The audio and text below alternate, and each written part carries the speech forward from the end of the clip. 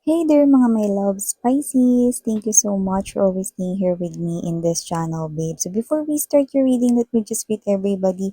Hi new viewers, ako po si Yan, welcome. At sa mga returning viewers, thank you sa inyong walang sawang pagtambay. At kung hindi niyo pa knows mga babes, meron po tayong other channel, link ay nilagay ko sa description box ng reading na to. Kaya if interesado kayong tumambay din dyan din, kita-kita din po tayo there. So, dyan po ay meron din tayong ina-upload na collective readings and ayun po ay para sa all signs. Kaya kung anumang zodiac sign ninyo, malaya po kayong makinig at manood din po doon. Basta just take only what resonates. At wala rin po tayong gender dito. So, babae, lalaki, LGBT, lahat welcome. Cross-watchers din ni Pisces, welcome ka din. At may Pisces placement sa kanilang natal or birth chart, welcome din po. Okay, so let us see what do we have here for you, Pisces. Archangel Michael, thank you so much. Together with the angels and guides and ancestors of Pisces, can we get messages for them, please? Messages for Pisces, please. What does Pisces needs to know? This reading is intended for my Piscean people out there. Pisces. What does Pisces needs to know?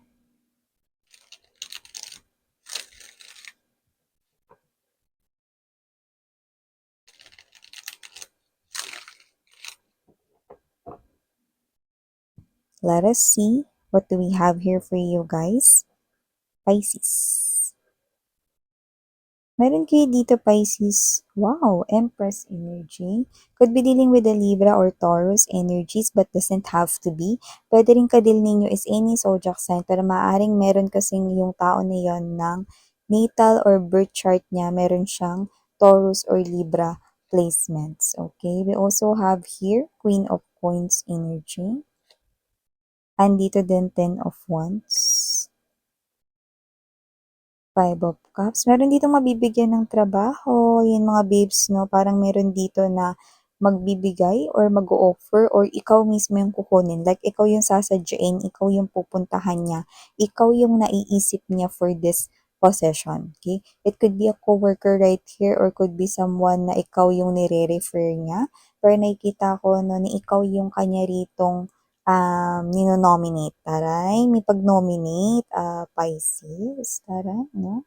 So, meron ka rin pala ditong Five of Cups energy, Four of Cups, and there's this Five of Wands. Present din at the bottom of the deck ang Three of Swords, Eight of Swords, at ang King of Wands.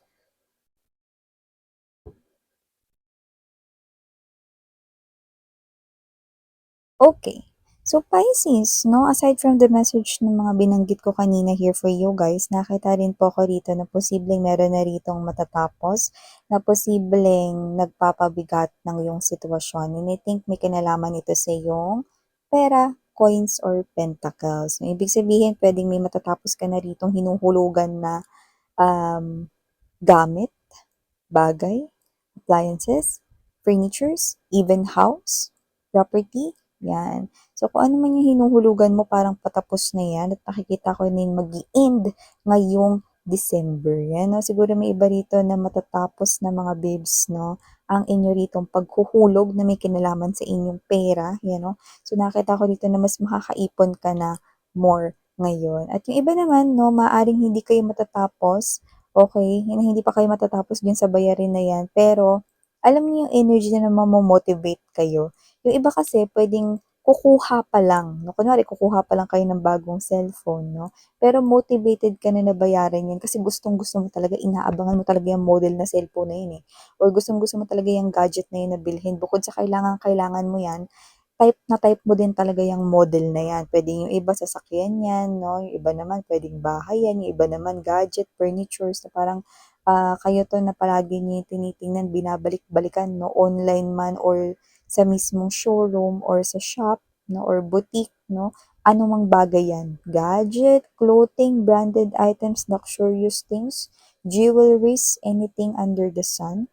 Nakikita ko rito na magmo-motivate yan sa'yo rito, no? Na bayaran yan. Hindi ka rito mga babes, no, magsasawa 'no, na maghulog diyan at nakikita ko rito na baka may mga buwan na posibleng doblehin mo yung bayad, may mga gano'n, para mabilis kayong matapos 'no. Kasi nakita ko rito na matagal mo talagang inabangan 'yang bagay na 'yan, 'yan. Yung iba naman dito 'no, nakikita ko na patapos na yung paggawa ng kanilang mga bahay, 'yan 'no. So, maaaring hindi pa man kayo tapos na hulugan 'yan or hindi pa man kayo tapos sa mga pagbayad sa mga workers 'no, or mga carpenters na gumawa niyan, okey. Nakita ko rito na kayo 'to feeling blessed or motivated na agad-agad 'no, bongga. So, nakikita ko rito maliban diyan Pisces, nakakita rin po tayo rito ng energy. Ito, etong sunod kong babanggitin para 'to sa mga LGBTQs natin out there 'no, na mga Piscean people or dealing with Pisces.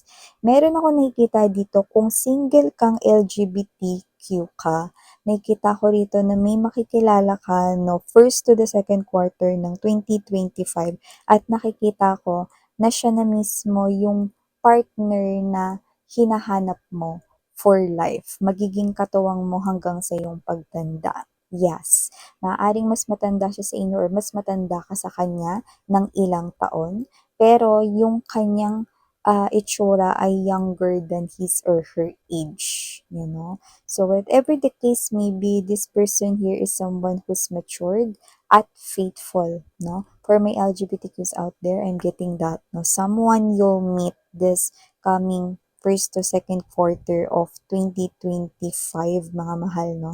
Nakikita kong makikilala mo na si Miss Faithful or si Mr. Faithful right here. Yan o. I miss yan ang lagay mga LGBTQs lang ba? Wala ka ba nakikita dyan para sa aming mga straight na mga Piscean people? Meron mga mahal, no? May new love kayo dito, no, na lumalabas din for my single people, no? Yan. So, regardless of our gender right here, no, nakita ko rito na meron din kayong mamimit, ayan, no? At maaaring mamit nyo ito through a coworker or a friend naman. Possible na meron kayo rito na parang energy na 'pag nakilala niyo sila, may clue tayong nakukuha dito. Maaaring may magtalo, may mag-away, posibleng hindi dun sa circle of friends ninyo, puwedeng, yung ibang tao, kunwari yung kabilang table 'no, may sagutan, may bangayan 'no, yun yung clue, okey?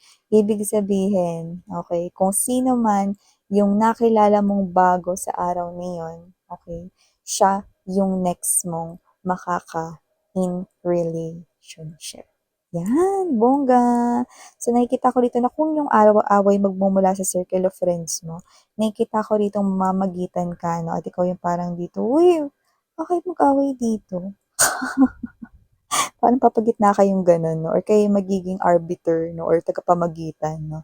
So, posibleng magulat man 'no yung bagong kakilala or pinakilala sa inyo rito 'no, maa-amaze din siya kasi parang, maganda yung ipinamalas mo na pag-uugali 'no, na wala kang kakampihan, wala kang papanigan 'no, kahit na parehas mong mga kaibigan yung involved or sangkot doon. So, nakikita ko rito na posibleng una ka niyang mapansin dahil sa pagiging patas at balanse mong individual 'no. At yung iba naman puwedeng hindi dun sa circle of friends ninyo yung mag-away or magkagulo, puwedeng yung other energies around you guys. Kunwari, okay naman kayo sa table ninyo 'no, and then yung kabilang table 'no, puwedeng may nag-aaway dun or whatever 'no, basta yun yung parang main clue. But just take how this resonates, okay?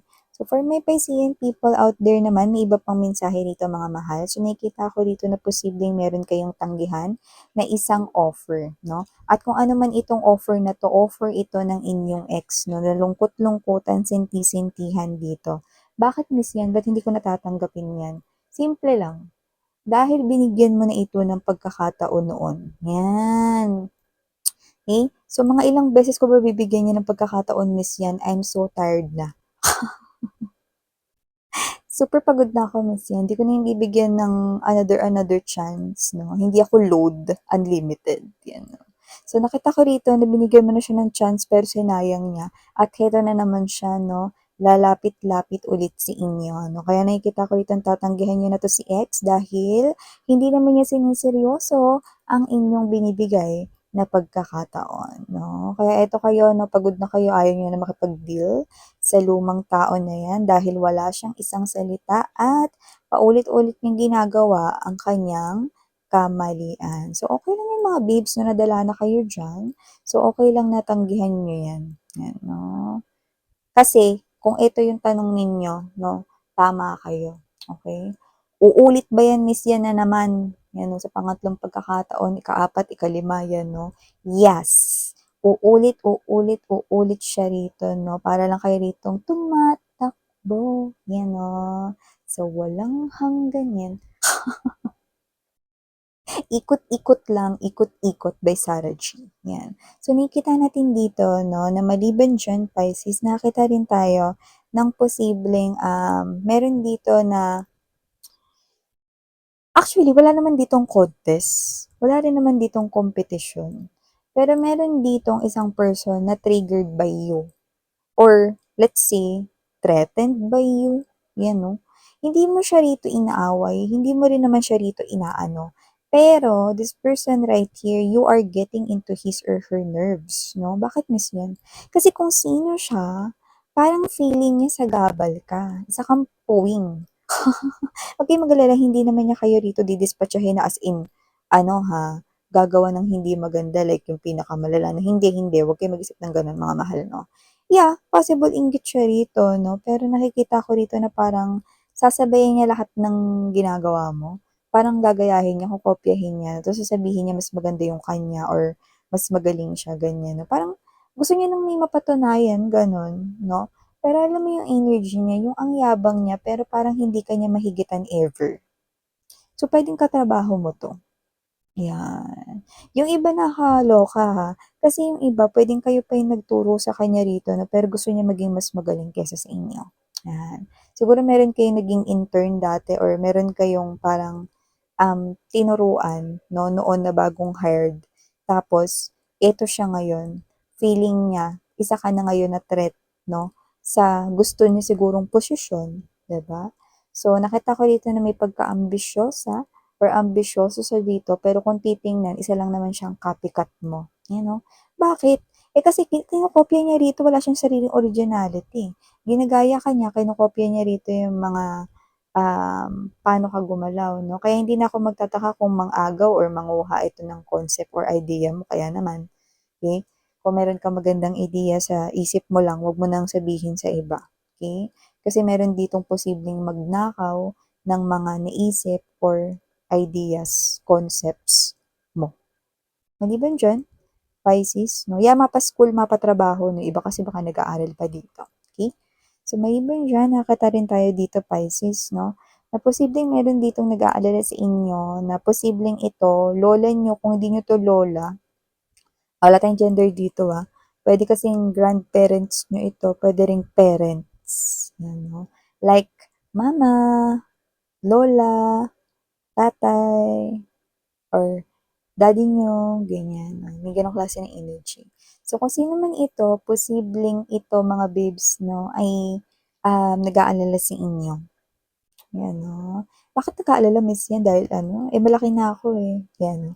Hindi sa posibleng kasi nakabukod na kayo sa kanila or, nakatira kayo ngayon 'no, mag-isa or whatever 'no. Yeah, kasama na rin yun, pero mas nag-aalala siya rito sa inyo kasi posibleng kayo 'to napapasok na kayo sa buhay mag-asawa. Para 'to sa mga ikakasal or maaaring nag-propose na sa inyo ang inyong mga boyfies 'no, or ang inyong mga partners, wala tayong gender dito 'no. At posibleng siyempre pinaalam na rin kayo sa inyong parents or alam na rin ng inyong parents itong bagay na ito. So, posibleng nag-aalala 'no, ang iyo ritong magulang, okey, iniisip rito 'no, kung kaya niyo na ba talaga na i-handle ang pagpapamilya or ang pagpapakasal, you know. Hindi sa wala siyang tiwala sa partner mo, pero nag-aalala siya rito 'no, kasi alam mo na, nabubukod na talaga kayo ng tuluyan sa kanila 'no, and kayo ito na mag-aasawa na, 'yan. So, siyempre gano'n talaga 'pag parents, mga Pisces 'no, alam niyo naman, malalaman niyo 'yan 'pag naging parents na rin kayo.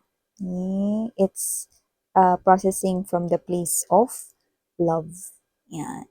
So maliban diyan, nakakita din po tayo rito ng energy na posibleng maging mas busy kayo sa inyong trabaho or sa inyong negosyo sa mga susunod na weeks. Here for you guys, lalo na kung ang negosyo ninyo ay may kinalaman sa catering or pagkain, 'no? At nakikita ko rito na kaliwa't kanan na parang to the point na hindi mo alam kung paano mo pa i-a-accept yung other orders, eh, ang dami mo ng orders dito, 'no? Alam mo, nakikita ko rito mga bibs, 'no, accept lang na accept, 'no? Kailangan mo lang dito ng manpower, 'no? So, tawagin na ang buong pips, yung mga kamag-anak dito dahil nakikita ko malaki-laki, 'no, ang kikitain mo dito, lalo na kung ang negosyo mo ay may kinalaman sa foods and drinks, 'yan, 'no. So, siyempre, 'no, samantalahin natin mga mahal 'no, na holiday season ngayon at maaaring yung mga binibenta mo ay puwedeng pang-regalo na baka mga cookies 'yan, nagbe-bake kayo ng mga cookies, pastries, breads, 'di ba? Mga ganyan, chips, okey, mga pang, Kris Kringles, 'di ba, or mga pangregalo 'no. So 'yan, usong-uso 'yan sa mga office 'no, yung mga nireregalong mga foods, snacks, 'di ba, cookies, chocolates 'no, mga ganyan. So, maliban diyan 'no, puwedeng catering talaga kayo 'no, mga pagkain talaga 'no, like mga dishes, ulam, 'di ba, or mga pastas, mga food trays, 'yan, okey. So, nakikita ko rito 'no, mas marami yung dating rito ng orders 'no, na parang 'di mo alam kung papaano mo pa i-a-accept yung iba 'no, pero tingin ko kaya mo 'yan 'no, magtawag ka lang ng ano, iba mo pa makakatulong at makakasama 'no. Family members 'yan 'no, yung hindi niyo na kailangan ah, magkuha ng babayarang mga tao, okey? So 'yan, puwede mo na lang ilibre ng food yang mga 'yan. Tsaka sa Pasko 'di ba, makikinabang rin naman sila kasi handa, 'di ba, kakain rin, puwede mo silang ilibre dun o kaya pagluto mo sila. 'Di ba? So, nakikita natin yung gano'n 'no. Para naman dun sa mga may trabaho, nakikita ko rin dito na posibleng marami ka rin ngayon asikasuhin at maging busy ka dito sa inyong trabaho dahil bukod sa mga holiday seasons na kaliwaan dito, nakikita ko dito na posibleng maging busy rin kayo 'no, sa party. So, puwedeng kayo yung mag-host ng inyong party or kayo yung isa sa parang department na asikaso or mag-o-organize ng party or Christmas party 'no, holiday event ng inyong company, okay.